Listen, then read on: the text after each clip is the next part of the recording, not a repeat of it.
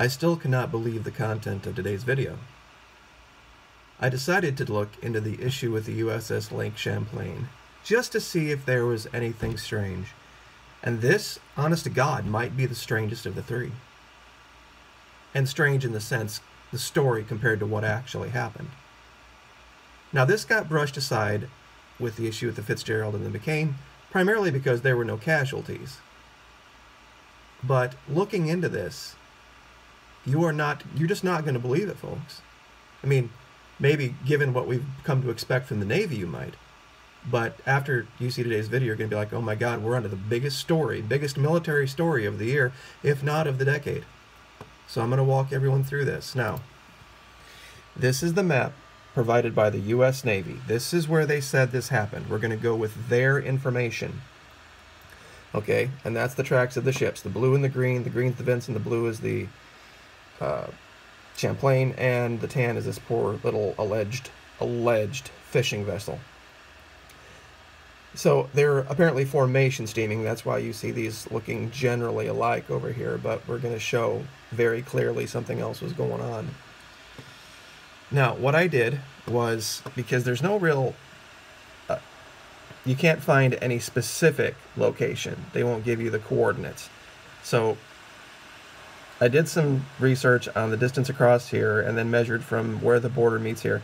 Dead center of this square is about 180 miles from the border here at the coast. So I went to Google Maps and did 180 miles.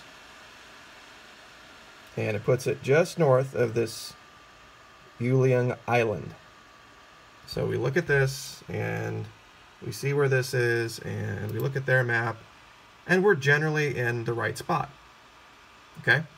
So what I did was I brought up our AIS ship tracker again. Okay? And here we are. There's that Yuliang Island. And you are not going to believe what we find.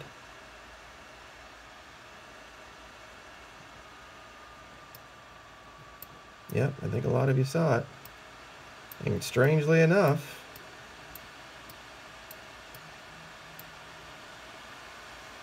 it's where 3 cables meet. And you see this little jog right here, this little doohickey jog? I find it very, very strange that all in the middle of this giant sea, that this is where this happened. I mean, don't you folks think this is strange? And just to be sure, just to be absolutely sure, I went and pulled up another map.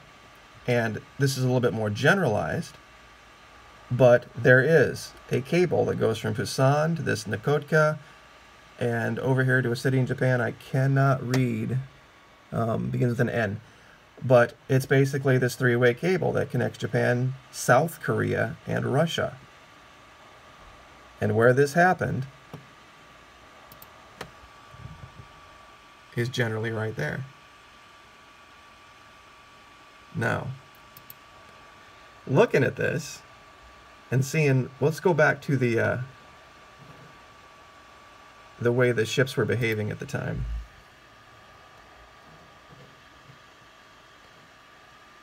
You have a little tiny fishing vessel moving this way. The Champlain makes a left-hand turn, crosses her path once here, turns back again, crosses her path again, and then hits her here and says that she didn't have her on radar track, didn't know where she was. Nobody was paying that. Bull. Baloney. No way. And look, I can understand this move here. Okay, this does that, makes this turn and goes here. Okay, this I get. But look what happens here. Cuts a beeline all the way over here. This ship does a big wide left-hand turn. This doesn't do no big wide left-hand turn. It turns and makes a beeline right for her. That vessel, who looks like it was trying to get away. I will bet you anything this is one of those Yanta class vessels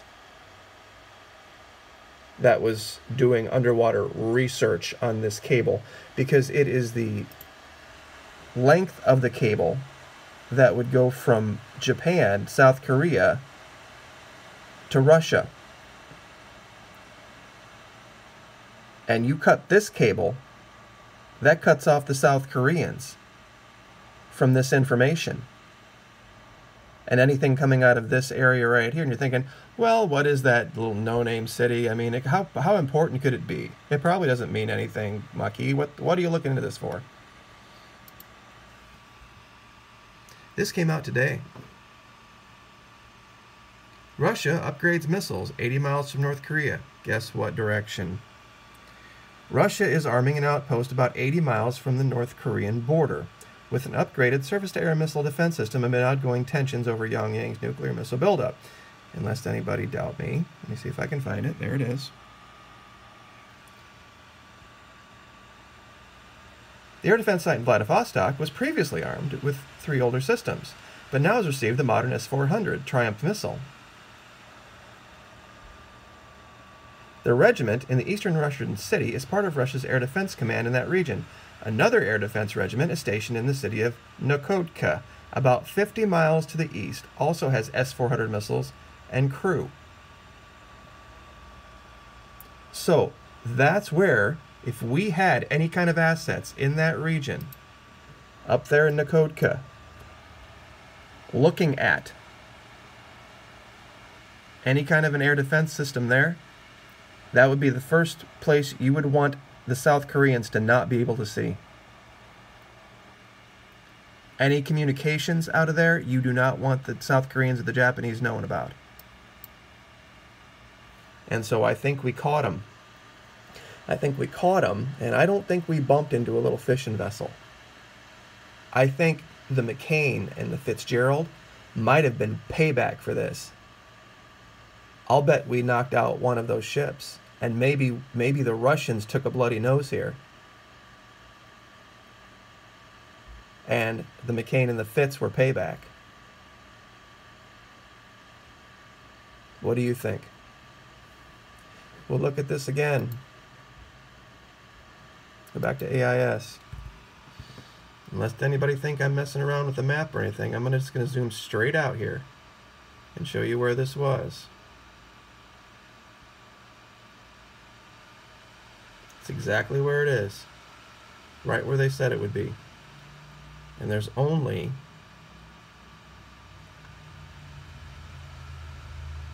one place in that whole sea where you find a confluence of cables, and this is it. And this is where this happened with the Lake Champlain. So, I'm not thinking coincidence. What do you think? With everything that was going on this past late spring and summer, 3 events, 1 Tycho class cruiser, 2 Arleigh Burke class cruisers, all 3 of them anti-ballistic missile assets, having these issues, and then all of a sudden disappeared. We haven't heard about anything else, have we? The whole thing, North Korea is all calmed down. They haven't popped off a nuke or launched a missile or anything. And funny enough, we haven't had any issues with our vessels. I thought this was an ongoing training problem that was across the Navy that they needed to address. Funny, we just never saw it anywhere domestically. You don't see it in South America. You don't see it in Europe. You don't see it, in the Mediterranean.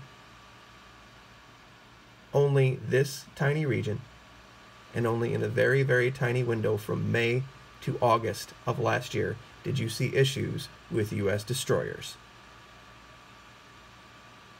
Now, I don't care who you are or how crazy you think I am, or whether you agree with my politics or not is irrelevant. This is not a coincidence.